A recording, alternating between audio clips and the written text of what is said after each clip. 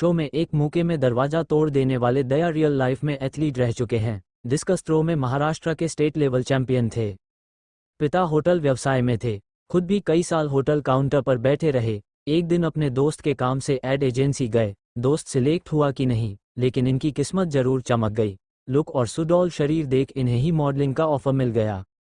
CID में इनके role से शायद डायरेक्टर रोहित शेट्टी भी प्रभावित थे। इसी वजह से सिंघम सीरीज की फिल्मों में इन्हें पुलिस ऑफिसर बनाकर लाए और दरवाजा भी तुड़वाया। दया अब सीआईडी के दूसरे सीजन में भी अपने पुराने अवतार में नजर आ रहे हैं। आज सक्सेस स्टोरी में कहानी इन्हीं दयानंद शेट्टी की। लंबे चौड़े थे, इसलिए क्लास में पीछे बिठाए जाते थे। मैं अपनी क्लास में हमेशा पीछे बैठता था। ऐसा नहीं है कि मैं पढ़ने में कमजोर था, बल्कि इसलिए क्योंकि मेरी कदकाठी शुरुआत से ही काफ़ी लंबी चौड़ी थी। मैं जब आगे बैठता तो पीछे वालों को कुछ दिखता ही नहीं था। मैं बचपन से ही अपनी उम्र से बड़ा दिखता था। इसी वजह से मेरी उम्र के बच्चे मुझे अपने साथ नहीं खिलाते थे। मैं अकेला फील करता था। पिछली सीट पर क्राइम की बातें होती थी। उस समय क्लास में पीछे की बेंच पर लोकल टपोरी बैठते थे। उनका बात करने का लहजा भी वैसा ही था। हमेशा क्राइम की बातें करते थे।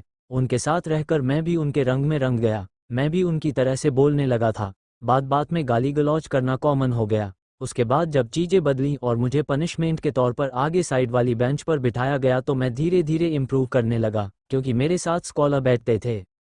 डिस्कस थ्रो में स्टेट लेवल चैंपियन बने मैं भी पिता की तरह खुद को होटल बिजनेस में ही देख रहा था। पढ़ाई के दौरान कब मेरा मन स्पोर्ट्स में लगने लगा पता ही नहीं चला। मैं डिस्कस थ्रो करता था।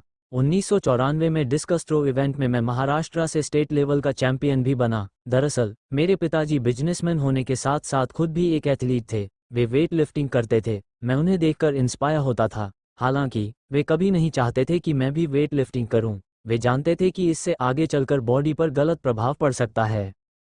घुटनों में दर्द होने लगा, खेलते वक्त आंसू निकल जाते थे। पिताजी ने मुझे एथलेटिक्स में जाने की सलाह दी। मैं फिर डिस्कस थ्रो और शॉट पुट में इंटरेस्ट लेने लगा। डिस्कस थ्रो के दौरान घुटनों पर बहुत प्रेशर पड़ता था। मेरा बायां घुटना दुखने लगा। जब भी थ्रो करता दर्द की वजह से आंसू निकल जाते। फिर मैंने डिसाइड किया कि अब इसमें तो फ्यूचर नहीं बनने वाला। तब तक पिताजी भी बीमार रहने लगे। कुछ दिन उनके होटल बिजनेस को संभाला। कई साल तक मैं होटल के काउंटर पर भी बैठा। एड एजेंसी के बाहर खड़े थे। कदकाठी देख मॉडलिंग का ऑफर मिला। मुझे एक्टिंग वगैरह में कभी इंटरेस्ट नहीं था। इत्तफाक देखिए, एक दिन मैं अपने दोस्त के साथ एड एजेंसी गया। मेरे दोस्त को वहां मॉडलिंग के लिए ऑडिशन देना था। मैं बाहर खड़ा उसका वेट कर रहा था। तभी मुझ पर किसी की नज़र पड़ी। उन्हें मेरा लुक और कदकाठी काफ़ी पसंद आई। उन्होंने मेरी कुछ तस्वीरें खींच लीं। एक आध घंटे में ही उन्होंने मुझे सिलेक्ट कर लिया। इस तरह मैं मॉडलिंग में आ गया। खाली थे तो थिएटर करने पहुंच गए। ठीक इसी तरह एक इत्तफाक और हुआ। मेरी कम्युनिटी वालों ने एक फंक्शन रखा। वहां स्टेज शो के लिए मैंने अपनी आवाज़ वॉइस ओवर दी। लोगों को मेरी आवाज़ बहुत पसंद आई। किसी ने थिएटर करने की सलाह दे दी। मैं उस वक्त खाली ही चल रहा था, इसलिए थिएटर करने लगा। एक दिन सीआईडी के प्रोडक्शन डिपार्टमेंट से जुड़े एक शख्स संतोष शेट्टी प्ले देखने पहुंचे। उन्हें मेरा काम काफ़ी पसंद आया। उन्होंने मुझे सीआईडी टीम से जुड़ने का ऑफर दिया। मैंने हाथ खड़े कर दिए कि मुझसे कैमरे के सामने एक्टिंग नहीं हो पाएगी। फिर भी संतोष शेट्टी ने ज़बरदस्ती करके मुझे ऑडिशन के लिए बुला लिया। सीआईडी के प्रोड्यूसर ने कहा पहले हिंदी सही करो। मैं सीआईडी के प्रोड्यूसर बीपी सिंह के पास गया। उन्होंने मुझे 3 पेज की स्क्रिप्ट दी। मैंने वहीं पर रट्टा मार के डायलॉग बोल दिए। बीपी सिंह जी ने कहा कि तुम्हारी आवाज़ में साउथ का फ्लेवर आ रहा है, मनोहर कहानियाँ पढ़ो, पहले हिंदी ठीक करो। मैंने हाथ जोड़ते हुए कहा कि सर, साउथ का हूँ तो साउथ का ही तो फ्लेवर आएगा। मैं सिर्फ आपसे मिलने आया था, बाकी मुझे काम में कोई दिलचस्पी नहीं है। शो में पीछे खड़े रहते थे। एक्सपोजर नहीं मिलता था। बीपी सिंह जी से मिलने के 1 महीने बाद मेरे पास सीआईडी की प्रोडक्शन टीम से फ़ोन आया। उन्होंने शो में मुझे कॉप की भूमिका ऑफर की। काफ़ी सोच विचार कर मैंने हाँ बोल दिया। शो के शुरुआती दिनों में मुझे उतना एक्सपोजर नहीं मिल पाया। आशुतोष गोवारिकर, डायरेक्टर, उस वक्त सीनियर इंस्पेक्टर का रोल करते थे। हालांकि एक एपिसोड ऐसा आया जिसने मुझे इंस्पेक्टर दया के तौर पर स्थापित कर दिया। आशुतोष गोवारिकर लगान बनाने निकले तो इनकी किस्मत चमकी। दरअसल प्रोड्यूसर बीपी सिंह आशुतोष गोवारिकर को ध्यान में रखकर एक एपिसोड बना रहे थे। यह वही समय था जब आशुतोष फिल्म लगान की प्लानिंग कर रहे थे।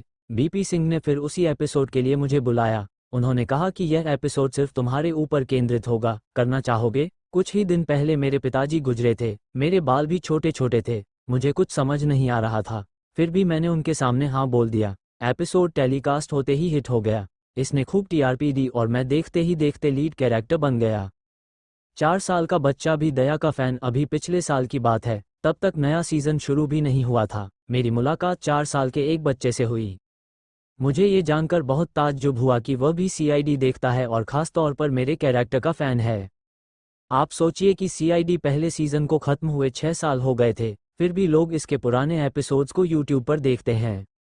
कभी कभार सुनने में आता है कि क्या मैं टाइपकास्ट तो नहीं हो गया, क्या मुझे दया के किरदार से इत्र भी सोचना चाहिए था। मैं साफ लहजों में कहना चाहता हूं कि मुझे कोई गम नहीं है। मुझे खुशी है कि लोग मुझे दया के कैरेक्टर से ही जानते हैं। मैं जब भी कोई रोल करता हूं तो उसके आगे पीछे की नहीं सोचता, ज़्यादा फ़ायदा नुकसान नहीं सोचता। ऑडियंस मेरे कैरेक्टर को पसंद करे, मेरे लिए यही अहम है। मेरी कोई बुराई भी करता है तो चुपचाप सुन लेता हूँ।